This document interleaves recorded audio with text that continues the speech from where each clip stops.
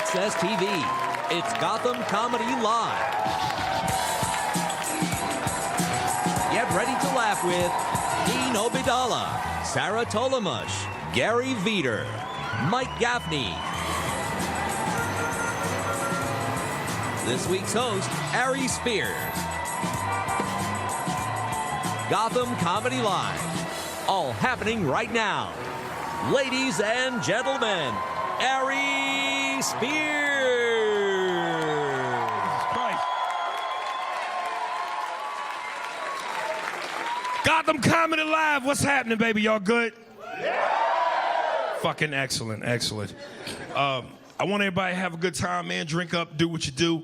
I don't want no stress in this building. This is a stress-free zone, man. I don't like stress. It's dangerous. It kills motherfuckers or get motherfuckers killed.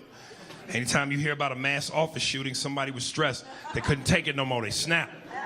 But I don't work in an office setting, so I don't have to worry about that. But I do fly on planes every week, and the last thing I want to need is to have my pilot be stressed. That'd be some scary shit. I'm sitting in first class, my pilot come out the cockpit and say some shit like, well, fuck it then.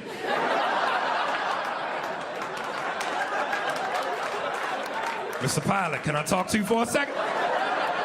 What you need? You want a blowjob, nigga? You want a blowjob? Listen, ain't a gay bone in my body, but at 33,000 feet in the air, if my life is in your hands, my head will be in your lap, nigga, I promise.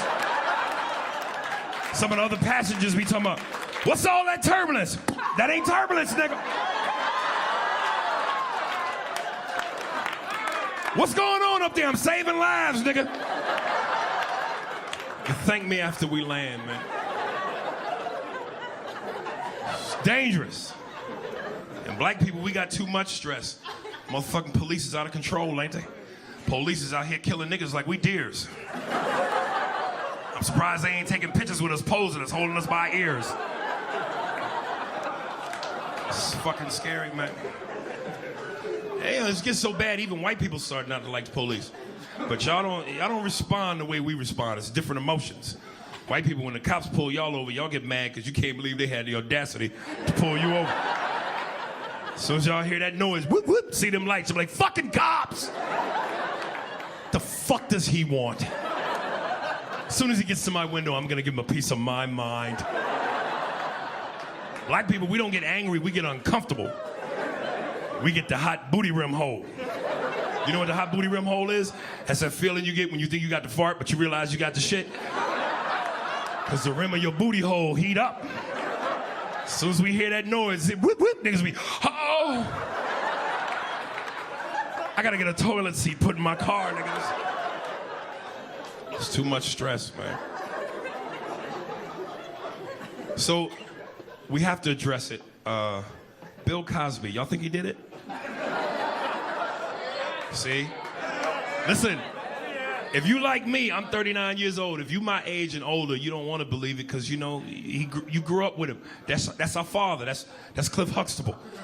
But I think we put too much emphasis on celebrity. People act like because you iconic and talented and famous and rich, you're exempt from being fucked up and doing crazy shit. What makes them any different from regular people? The only thing that makes them different is they got fame, power, and money. That don't mean they can't be, you know, the ability to do fucked up shit. Does that mean Michael Jackson was a pedophile? I don't know. I'm just saying talented people can be fucked up too. I just don't want to believe this shit because in my mind I'm thinking, what the fuck does Bill Cosby rape sound like?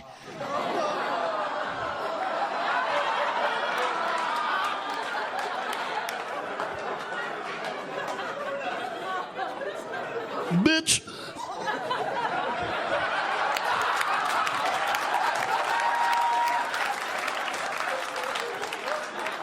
You are going to give me the booty? She trying to fight him off and shit. No, Bill, no, bitch. Zobble, dobble, nibble, day. I don't want to believe it, nigga. It's scary.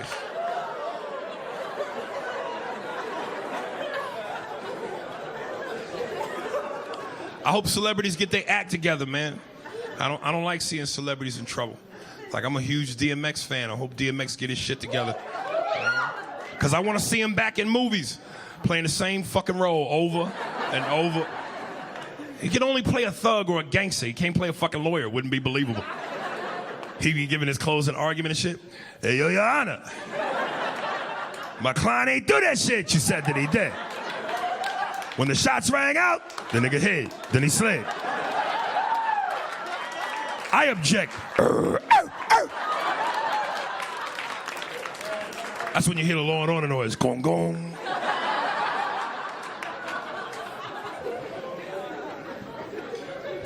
Jay-Z ain't fucking up. He's doing all the right things. Jay-Z is making it happen, man. You know, I'm a big fan of Jay-Z. I hope I get to be that famous when my career is over. That motherfucker surpassed being a rapper. He's a rock star. Like, you know you're huge when you can sell out Africa. Like, he could fill a soccer stadium in Africa and they hold between 80,000 to 100,000 people. He can sell that shit out by himself. But don't get me wrong, DMX and Ice Cube is cool, but they're not selling out Africa. And Jay-Z's a master showman. He's a game changer, which means he wouldn't just perform to perform. He'll do some shit to change the situation because he know they starving out there. Like, he'll probably do some fly shit, like halfway during the show, have helicopters fly over the arena and drop bags of rice into the crowd. Like, how gangster would that be if he was like, "It's your boy, Young Hov, and you know how I'm nice. I know you're hungry, niggas. Rice." Rice just fall into the crowd and shit.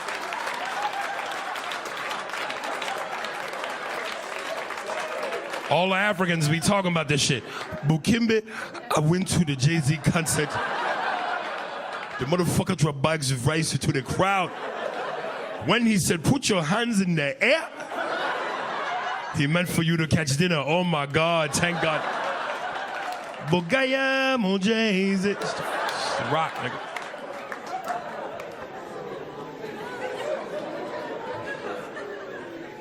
Like I said, man, no stress, people. It's hard, too. Fucking kids stress you out. Fucking daughter's 15 years old, man. She stresses me out. She's privileged, which is to say she acts white. I know this because anytime she get mad at me, she call me by my first name. That's what white kids do when they get mad at their parents. They call them by their first name. Clean up your room. Fuck you, Wendy.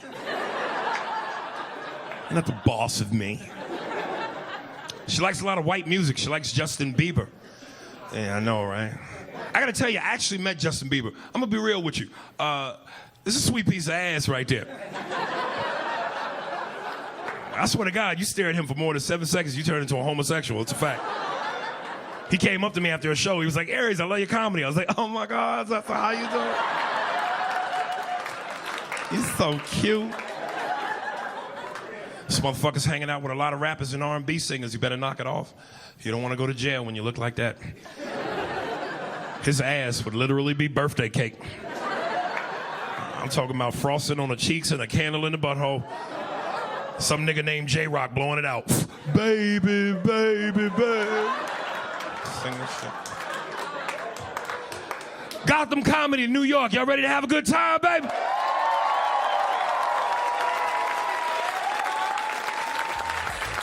We got an amazing show planned out for y'all. We got some great comedians gonna come up here and make you laugh, make you do your thing. Again, have a good time, drink your drink, smoke your smoke, whatever the fuck you do. Just make sure you give us all that energy and love. Y'all ready to start the show? And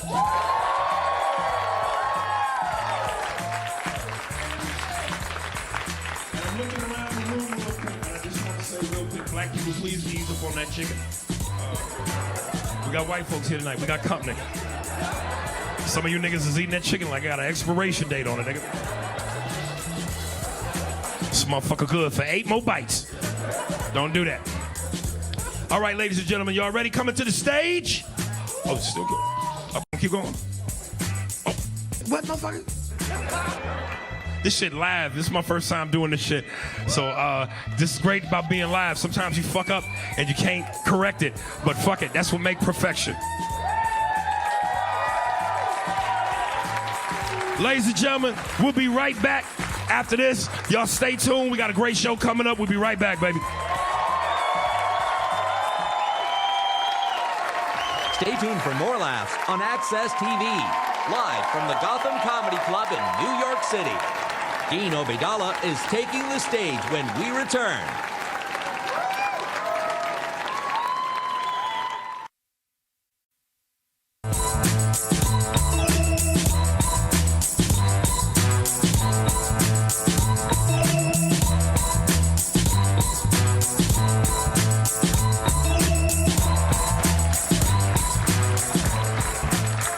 Ladies and gentlemen, your first comedian coming to the stage is the host of his own Sirius XM radio show.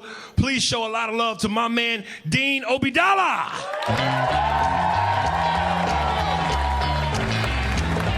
Keep it going for the greatest, Aries Spears. Funny man. You guys sound great. Thanks for coming out. We have a lot of New Yorkers here tonight? Yeah. I lived here a few years. I love New York. I love the fact that it's actually fast-paced. Everyone feels it. I was on the bus, true story, recently. Guy in a suit and tie, paying his bus fare, takes too long. At this moment, a homeless guy on the bus screams out, "Come on, I got things to do." This is the city we live in. The homeless have things to get done. You guys like, look, buddy, at 2 o'clock, I pee on things, okay? 5 o'clock, we got shopping cart races, so let's pick it up. I live here now for like 10 years. Are any of you still shocked by things New Yorkers say of the New Yorkers? Like, I am amazed. Like, we have a new nickel. Some of you have probably noticed it. Have you noticed it? Thomas Jefferson head, grotesquely big. It's a whole different look. I'm paying with a new nickel at a deli. This is literally the conversation I have with a New Yorker. He takes my nickel, I swear to you. He holds it up to the light. He stares at me, he stares at the nickel, and he goes, "Buddy, come here." He goes, "Did you make this?" Like I'm counterfeiting nickels. Like I'm the world's stupidest counterfeiter. I'm not making $10 bills or $20 bills. On my little apartment, I'm minting change. I got a conveyor belt and smelting equipment and liquid metal from my Terminator movie in there. But I thought of this, what if I did counterfeit change? No one's tried this. But to break even on this dastardly scheme, I have to pay for everything in nickels. Be known as nickel man, like fanny packs of nickels around me. Walk in the store, like how much is that? Like $100, I just pour nickels onto the tin. If I go to a strip club and throw in change at strippers, I'm gonna make it rain change, baby. I'll only throw lefty. Righty's mean. Lefty says daddy didn't hug you. I'm just trying to help him. Just trying to help. So people from all over, people from other countries here visiting us here in New York City? Some people? Are you enjoying it? No. Are you here legally? That's all that matters. I don't care. People are obsessed with immigrants. I saw this guy on CNN, Outrage, in Utah. True story. He's on TV. He goes, "There are 1,300 illegal aliens living in our state. Someone's got to do something about it." I live in New York City. There are 1,300 in my apartment building. And I don't care. Welcome to America, my friends. Immigrants work hard. My dad's an immigrant. My girlfriend's an immigrant. We had a hurricane. Hurricane Sandy. Everyone remembers this? Every American restaurant closed. What was open? Chinese restaurants. How do I know? I look at my windows. There's a Chinese delivery guy I know on his bicycle delivering food because somebody ordered delivery during a Category 5 hurricane. Okay, I ordered delivery during a Category 5 hurricane. And there he was on his bicycle, and he's pedaling, and the food's in the basket, and the wind's blowing, and he's just like a Chinese E.T., just pedaling. Coming in to bring me you guys like Chinese food, right? I love Chinese food. You guys like Chinese food? Now, this is true, New Yorkers. Some Chinese restaurants, to save money, were not serving chicken. They were catching pigeons off the streets of New York and serve. Exactly, gross, but I thought about it.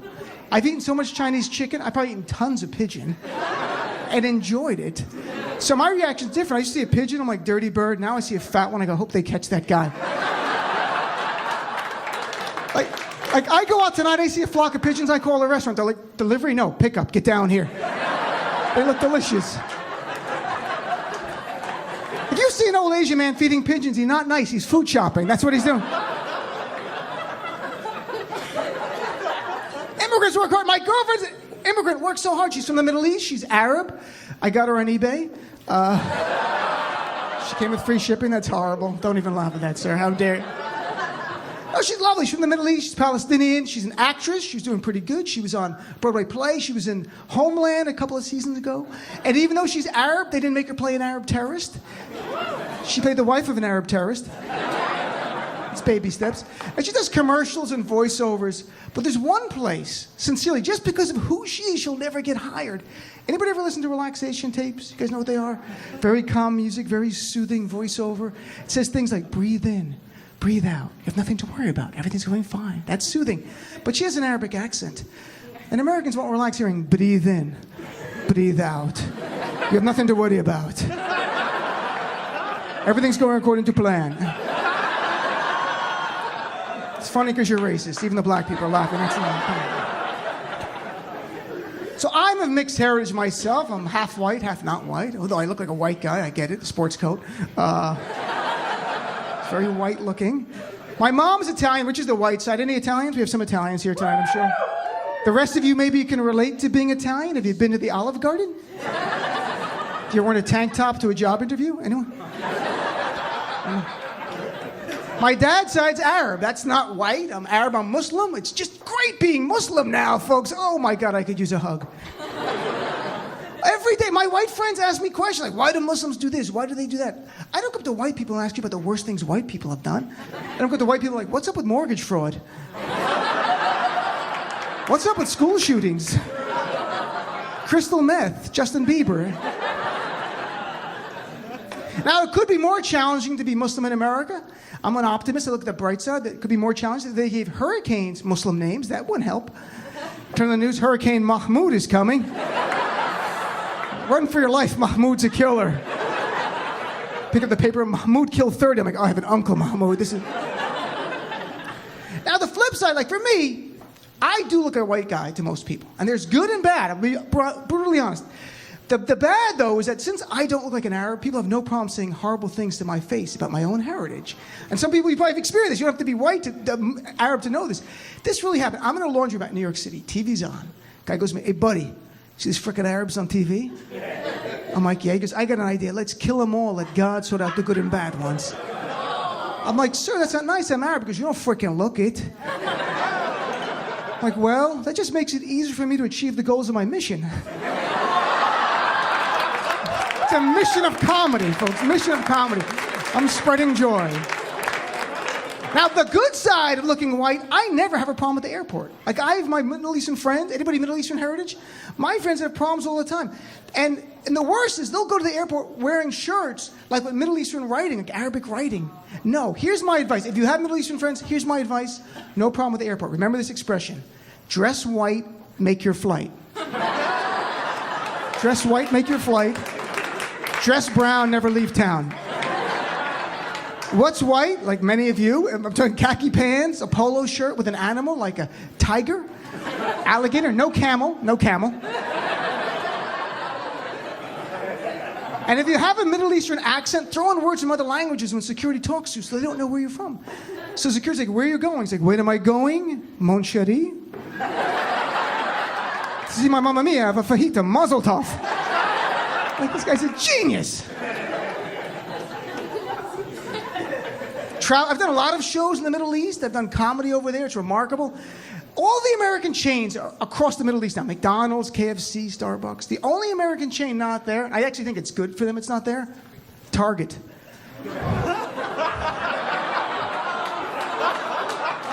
So nobody wants a bullseye in the word Target on the front of their store in the Middle East. They don't want some guy in ISIS going, what are we supposed to blow up today? Oh my gosh.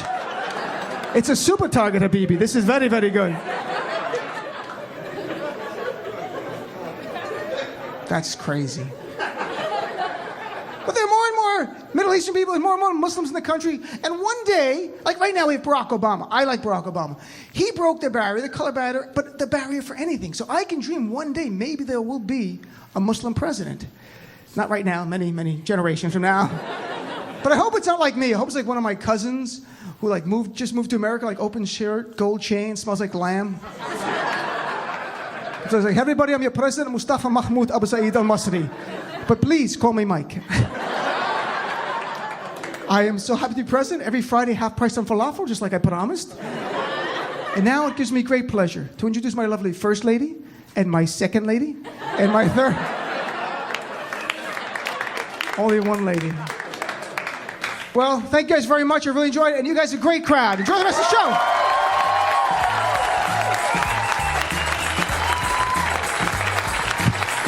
Stay tuned for more laughs on Access TV, live from the Gotham Comedy Club in New York City.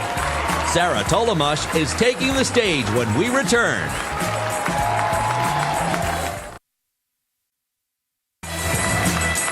Welcome back to the Access TV presentation of Gotham Comedy Live. More laughs happening right now. Ladies and gentlemen, Our next comedian you've seen on Last Comic Standing. Please extend some love to Sarah Tollemache.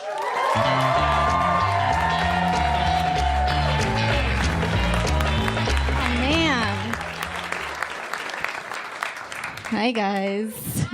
Hi. She's nice. That was nice.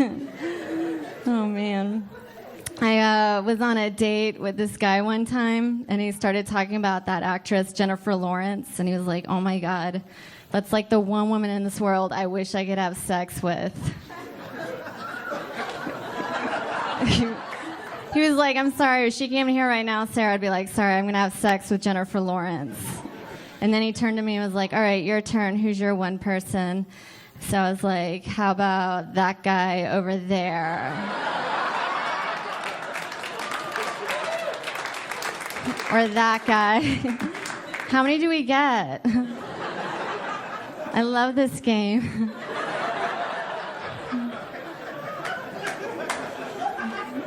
Fun.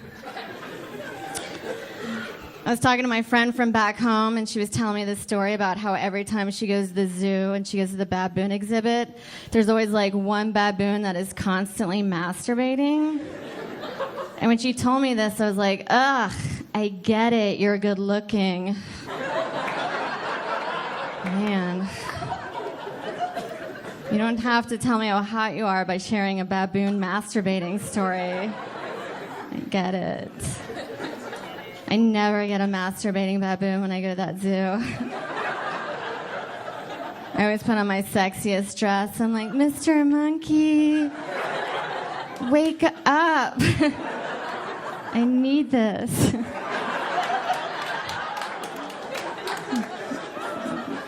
I need it. I was doing my taxes today.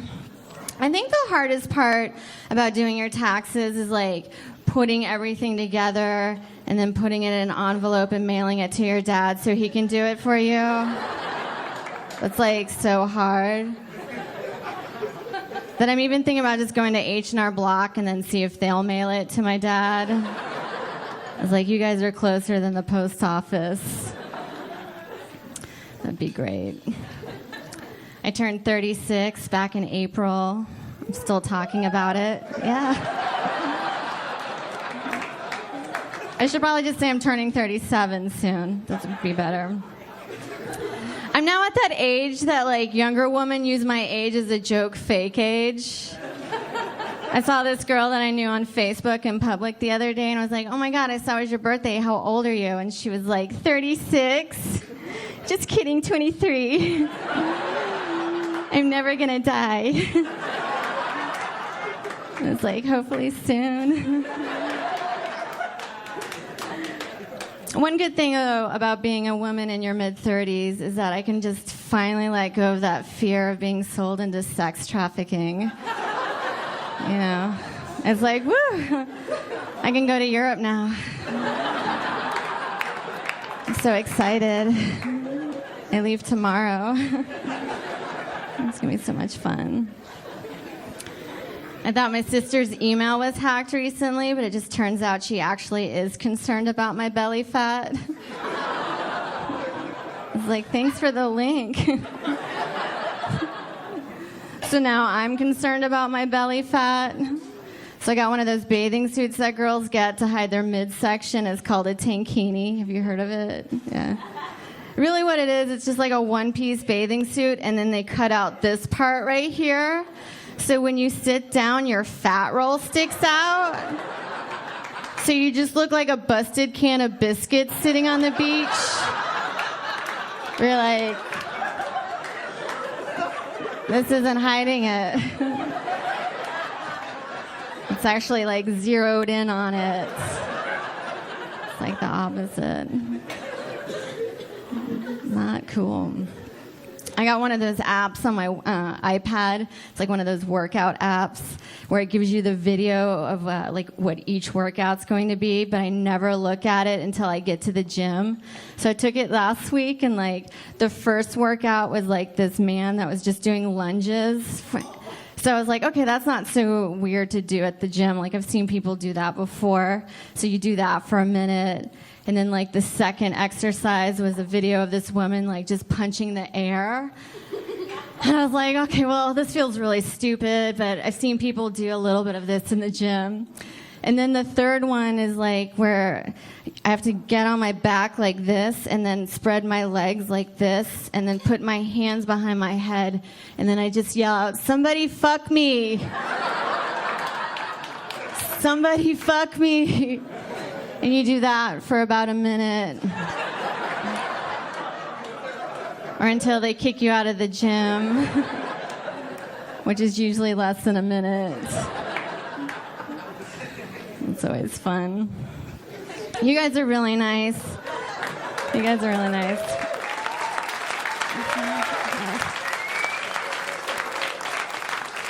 I had this guy come up to me after a show one time, and he was like, can I be brutally honest with you? And I was like, no, thank you. That was close. It was a little close.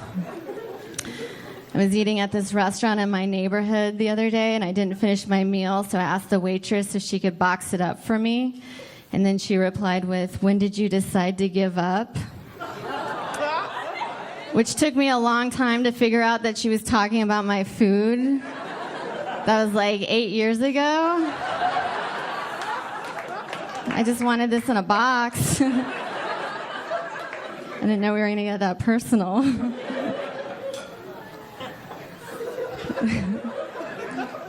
I live in a shitty apartment. Do any of you guys live in a shitty apartment? Yeah, all right. Shitty apartments. I feel like in New York, in order to be happy, like, you just make your taste match your budget. You know, where you're like, oh my God, I love business carpet in my apartment. I love it. I have a broken window in my apartment right now, so I emailed my landlord to come fix it, and then he emailed me back, and he was like, I'll be on that ASAP, and now it's been over 2 months, and he still hasn't fixed it. So I think he thinks ASAP means, actually, sorry, I'm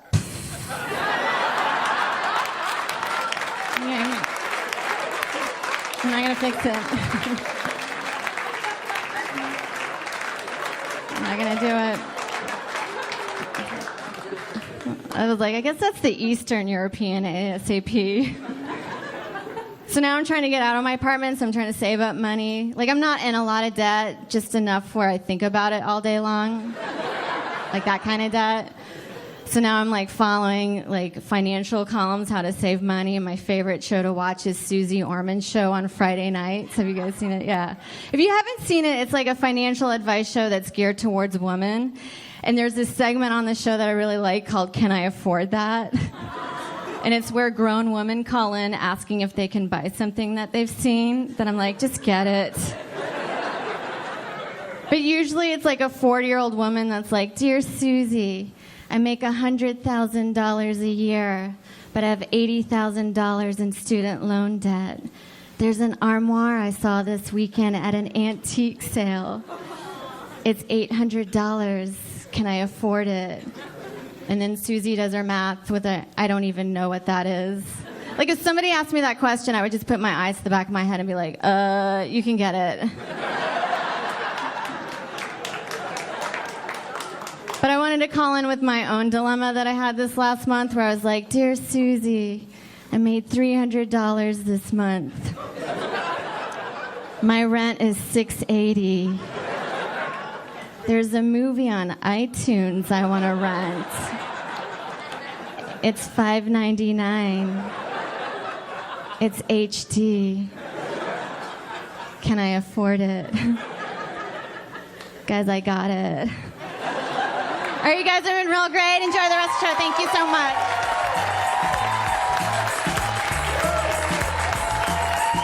Stay tuned for more laughs on Access TV. Live from the Gotham Comedy Club in New York City.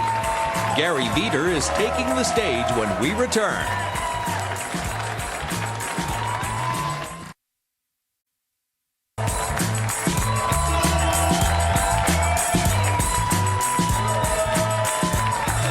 Ladies and gentlemen, next comedian coming to the stage. You've seen him on Conan O'Brien. Please give some love to Gary Vider.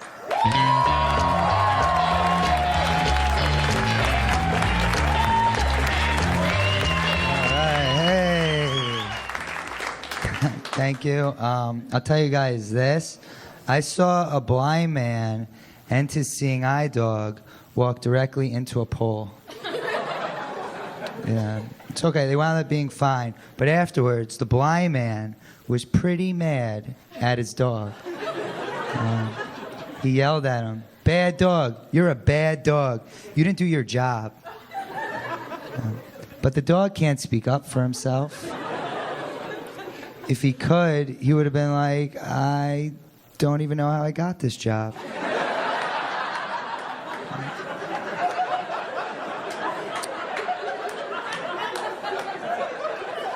As a matter of fact, I'm also blind.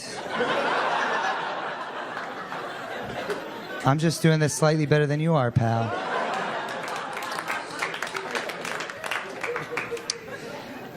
I'm getting older, starting to lose my hair. I don't want to go bald. My dad's bald. He looks terrible. My friend tried cheering me up. He's like, "Gary, just because your dad's bald doesn't mean you'll be bald." I was like, "Buddy, my mom's bald too."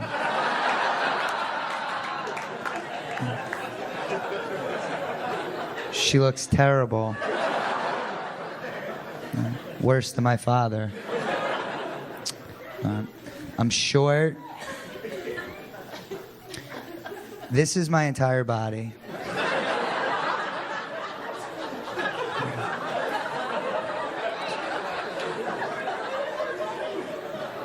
I'm 5'6". A lot of women can't see past that. I mean, they can because I'm only 5'6". You guys get it. Average height for a guy, 5'9". I have a friend, Dan. He's 6'3". He doesn't need that 3.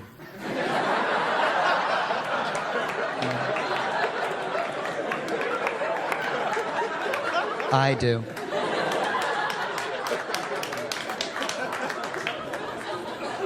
My best option are these things called Max Talls. They're shoe inserts that make you 3 inches taller. And they have a commercial. In the commercial, they show a guy who's 5'6" talking to a girl. That girl wants nothing to do with them.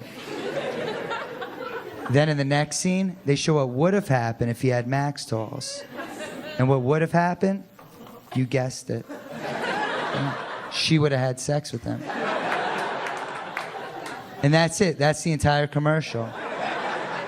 They're like, it's smooth sailing from there. But it's not smooth sailing from there. Because once he gets her in bed, he's going to have to take off his Max Talls. And there's going to be an awkward moment when she says to him, "Where are your legs?"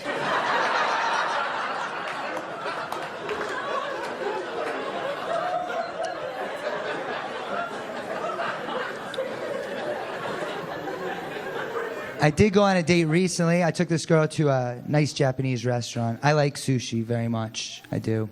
But my one problem with sushi is I never know the right amount of sushi to order. And I didn't order enough for us. And I didn't know where our waiter was. So I'd ask another waiter who's nearby for help. But when I did, I got a weird vibe from him. And I was like, oh no. He thinks that I think that he's my waiter. That I'm ordering through him because I can't tell the difference. So I said to him, "Hey buddy, just so you know, I could tell the difference. I don't think you all look the same." Anyway, it turned out it was my waiter.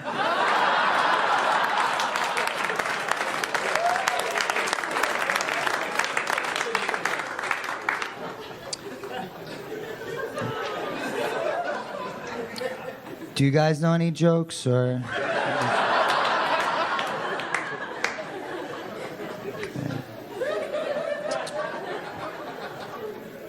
My ex-girlfriend said this once. She said, I don't find Ryan Gosling attractive. I don't get what all the fuss is about. That's why she's my ex-girlfriend. Nobody talks about Ryan Gosling like that.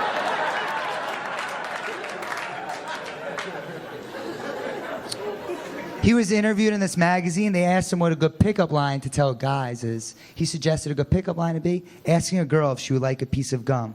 She'll say yes, and then you'll be in. So I gave it a shot. I went up to this girl. I said to her, would you like a piece of gum? She responded, no. Yeah. Ryan Gosling did not prepare me for this scenario.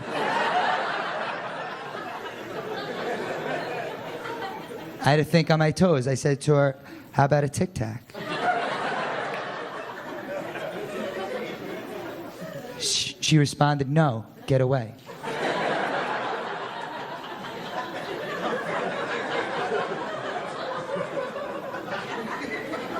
I said to her, can I brush your teeth for you?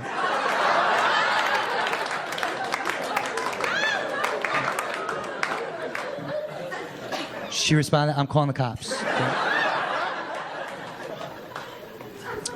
Timing, that's the most important thing with women. It's everything. And when you're a guy, all you have is 2 seconds to stare at a woman's breasts.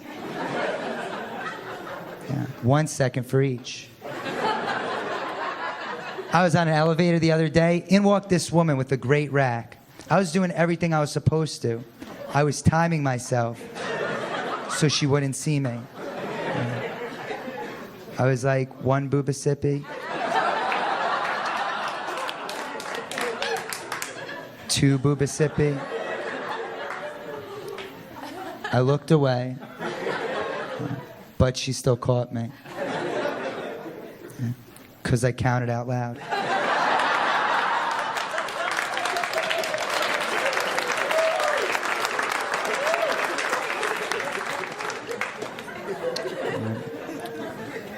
I'm Jewish. Anybody else here Jewish? Just kidding, get 'em.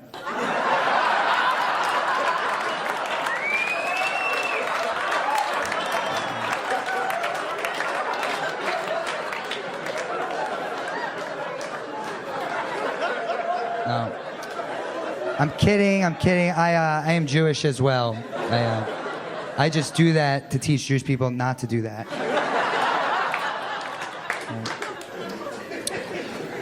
A buddy of mine, he was just in Denver, Colorado. He called me up when he was there. All right.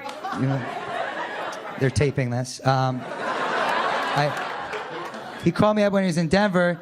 He calls me, he goes, Gary, I just went to a marijuana dispensary. I bought 50 Sour Patch Kids with marijuana inside them. I'm flying back to New York tomorrow. I know that you smoke a lot of pot, you fly a lot. How do I get these past security? So I told him, I'll tell you exactly what you do. I've done it before. You go to a convenience store, you buy a box of regular Sour Patch Kids, and you transfer the ones with marijuana inside them into the regular ones box. You'll have no problem getting through security. The next day, he calls me up. He goes, Gary, I'm back in New York with the Sour Patch Kids. You're the man. Thank you so much for letting me know that I could do that. Yeah. And I was like, no. Thank you so much for letting me know that I could do that. Okay. All right. Thank you very much.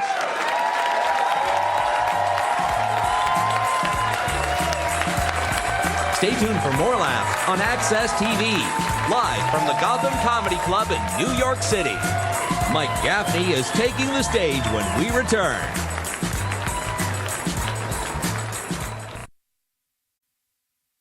Welcome back to the Access TV presentation of Gotham Comedy Live. More laughs right now.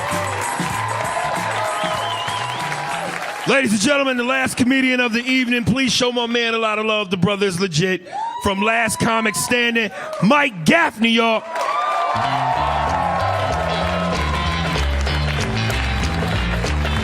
Nice. More. Thank you. That was nice. Thank you guys so much, man. You guys are great, man. Great crowd, man. Just a little bit about me. I'm a single dad. I raised 2 teenagers by myself. About 9 years ago, I went and had a big custody battle with their mom, and they've been with me ever since. So apparently I won. Doesn't feel like a win, I'm going to be honest with you. Kind of feels like she won on that one. Here's something the judge tried to tell me. Full custody means every day. I don't know if you know that, every day. They come home every day around 3:45. They'll just be there. It's like, seriously? They're always home. Sometimes they're late. Then I get excited, like, yes, they're missing. They're never missing. Oh, they suck. People usually say that when I say they suck. They're like, oh my God, do you talk about your children like that? It's like, do you have kids? No, I don't have kids, but I am an aunt. You can't identify with a parent when you're an aunt, you asshead. That's like me trying to relate to somebody who went to war. Like, you went to war, bro? Nah, I didn't go to war, but I played Call of Duty every day. You know what I'm saying? Nah, I've seen some shit, bro.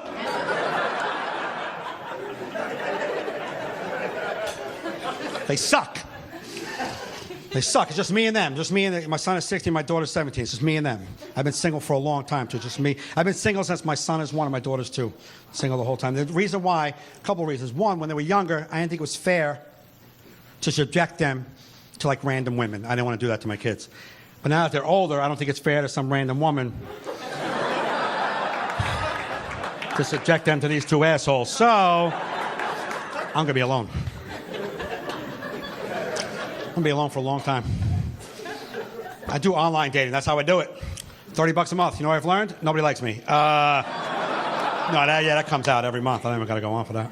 That was a hurtful laugh, assholes. Thank you. You're like, ha, ha, ha, he's single, he's lonely. Very optimistic when I sign on, too, bro. I'm very optimistic, very hopeful. I fill out every goddamn question, bro, every question. My shit's always 100%.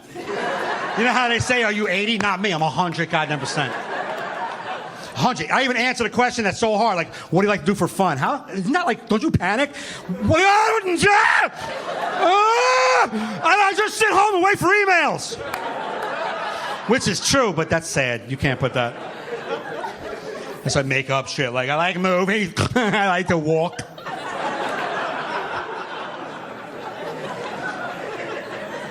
I pick a mile. You know, you go like a radius. I go 10 miles. Bro, what am I, trekking all over the globe? If I'm going to fall in love, she's going to be from my neighborhood. I picked 3 nationalities. There's like 12. I picked 3. I'm not the UN, bro. Can't be banging them all out. I focus on 3. Until I get no returns on my email, then I'm like, what's 4,900 miles for love? What, I'm not going to go to Utah? Seriously? I pick every nationality. There's a spot in the nationality that says other. What the fuck? I have no idea what that is. But that's my girl. That's where she's at, right there. That's my girl. That's going to be an exciting first date. An other date? What the hell's going to show up? 3 legs, a half eyeball. Like, what the fuck is that? What is that? Damn, that is a small island. He caught it. That's not a nationality. 46-year-old women. 46-year-old women will answer the profile. Do you have children? No. Do you want children? Someday.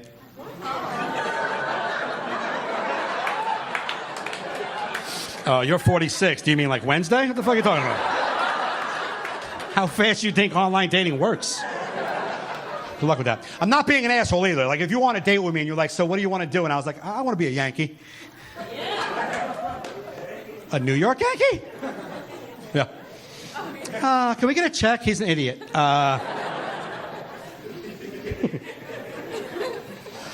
Girls will put in their profile. They'll put in their profile. This is what they'll put. I love to laugh and have fun. Woohoo! So crazy. You think we can do it all in one night? You think we'd be able to jam it in? No, the laughing and the fun. You think we'd be able to do it? Fucking asshole. Everybody likes laughing and fun. What miserable bitch? Like, I hate laughing. I hate fun. Ah! I never get any emails. One girl put in her profile, she put in bold capital letters, star, star, star, No liars. Star, star, star. I'm freaking serious right now.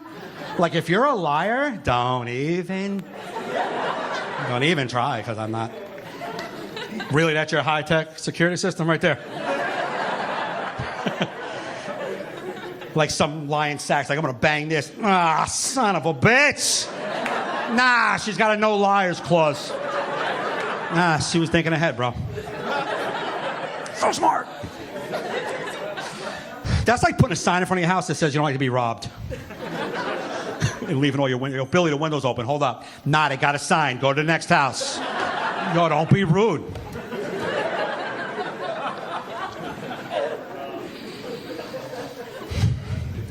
Girl put first date ideas. I don't care where we meet, as long as it's in a safe public place. No, what kind of creepy ass emails are you getting? Yo, you want to meet in the cave? Just, you don't got to go on that date. Unless he's good looking, then he can get away with it. Isn't it amazing how good looking dudes can never be creepy? Me, I got to fucking walk a line. Everything I say has got a rhyme. There's got to be like a butterfly involved or some shit. You're a good looking guy. You say whatever the hell you want. You'd be like, yo, you want to meet in a cave? She's like, caves are nice. No, they're not bad on a Saturday. Assholes. Dude, it's not easy dating at all, period. It's not easy when you're just dating. It's, you know what? It's hard introducing your freak. Right? On your first couple of dates. You can't just talk about shit. When I was 17, I'll tell you why. When I was 17, I was having sex with my high school librarian. She was 9 years older. She was well experienced. I was 17, so I was very, simple. Very basic. She was experienced, so one day we were having sex. She took her finger and right in the butt. Dude, that was alarming. You know what I'm saying? Like, I didn't even know it was an option. Like, we're using that? Get the hell out of here. We're using that? That's available? I didn't even know it was available.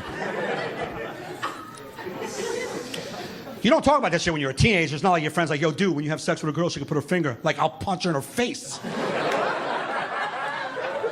She snuck it in, like my mom did with spinach, like under the meat. You're like, she wanted me. You know what I mean? Your mom wanted you to get a little vegetable. She put it under. You know what I mean? Like, that's how she did. She snuck it in.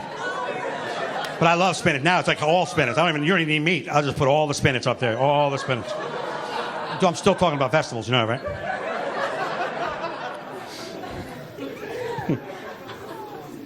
It's hard, though, bringing that up. You can't bring that freak up. It's hard to bring that shit up in the first date. Like, I've tried so many ways.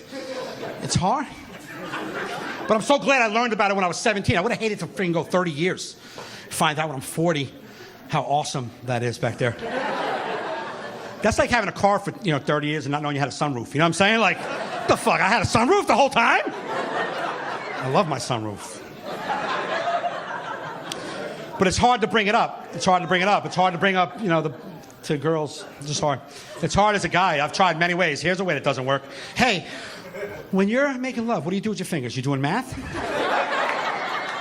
You're not like adding random numbers, right? Well, then chuck them in my butt. It's awkward. That's an awkward first date, bro. It's awkward. It's weird. I'm not gonna lie to you. It's a little weird.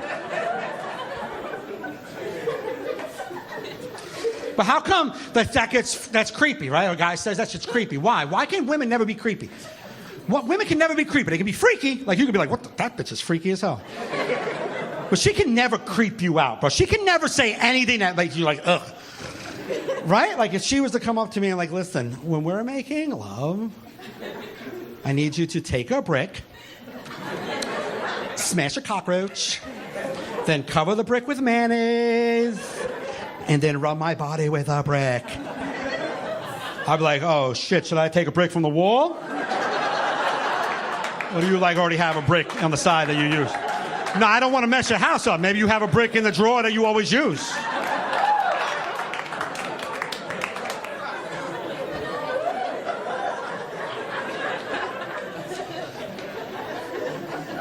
See? Not creepy, right? Right? You wouldn't be like, dude.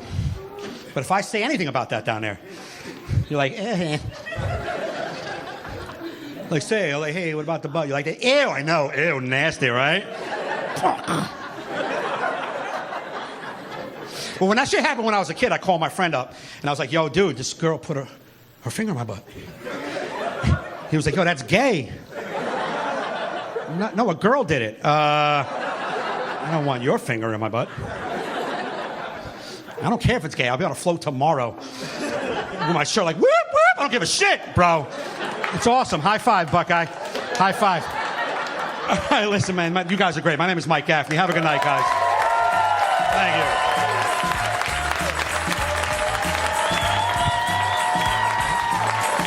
Stay tuned for more laughs on Access TV, live from the Gotham Comedy Club in New York City.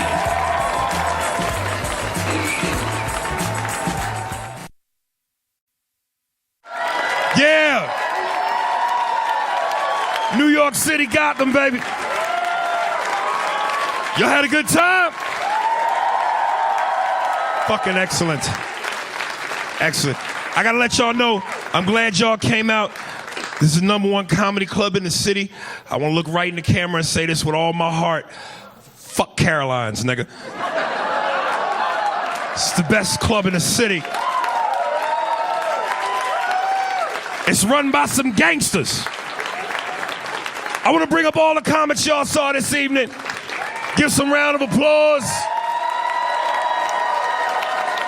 to my man Dean Obeidallah, Sarah Tollemache, Gary Vider, and Mike Gaffney, baby. Much love.